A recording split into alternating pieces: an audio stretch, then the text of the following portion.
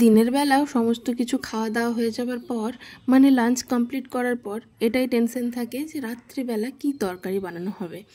মানে রাত্রিবেলা রুটির সাথে সব তরকারি যায় না, অনেক সময় মাছ বা মাংস এরকম জিনিস থাকে না, তখন মনে হয় যে রাত্রিবেলা তাহলে একটু পনিরের আইটেম বানানো যাক। আমি আজকে একটু হালকা করে পনির বানাচ্ছি, যেটা আমি আগেও অনেক সময় বানিয়েছি।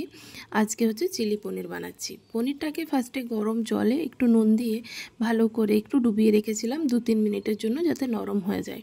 তারপর পনিরটাকে হালকা করে কেটে ভেজে নিয়েছি। হালকা ভাজলেই হয়ে যায়।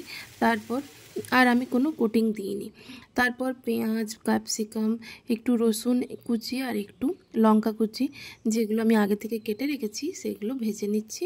আর অন্যদিকে একটা সস রেডি করে নিচ্ছি, যেটাতে টমেটো কেচাপ দিয়েছি আর একটু দিয়েছি সয়া সস, যাতে টকটের যে টেক্সচারটা সেটা খুব ভালো আসে।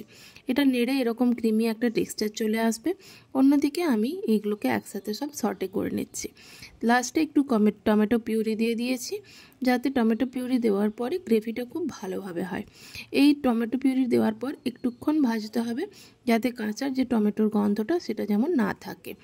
তারপর দিয়ে দিতে হবে আমার যে সসের যে টেক্সচারটা বানিয়েছিলাম, সেই ক্রিমি টেক্সচারের যে সসটা সেটা। তারপর বাটিতে একটু জল দিয়ে সেটাও দিয়ে দিয়েছিলাম। দেওয়ার পর একটু ফুটতে দিতে হবে। যখন ফুটে আসবে তখনই দিয়ে দিতে হবে ভেজে রাখা পনিরটা। ব্যাস, একদম শর্টে শর্ট টাইম হয়েও যায়।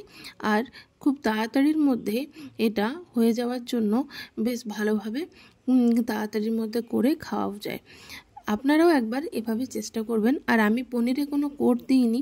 এটা অনেকেই পনিরে কোট দিয়ে মানে কর্নফ্লাওয়ার এরকম কিছু দিয়ে পরে ভাজে। আমি দিইনি, তার কারণ হচ্ছে পনিরটা একটু শক্ত হয়ে যায়। পনির শক্ত হয়ে গেলে বাড়িতে বয়স্ক যারা আছে তাদের খেতে একটু প্রবলেম হয়। সেই জন্যই আমি নর্মালি পনিরটাকে জলে ভিজিয়ে তারপর পিস করে ভেজে করেছি। আপনারা কীরকমভাবে বানান সেটাও আমি কিন্তু অবশ্যই দেখব। কমেন্ট সেকশানে নিশ্চয়ই জানাবেন এইভাবে পনির আপনারা আগে বানিয়েছেন কিনা। ব্যাস, রেডি আমাদের ডিনার। আর সেটাকে অবশ্যই পরিবেশন করুন রুটির সাথে, দেখবেন বেশ ভালো লাগবে খেতে। হ্যাঁ, অনেক দিন পর আজকে আমি রান্নাবান্না করলাম। মানে মাঝে সাঝে এইভাবে আমি রান্না করি। অনেক সময় হয়, অনেক সময় হয় না, কিন্তু যখন করি তখন সেটার ভিডিও আপনাদের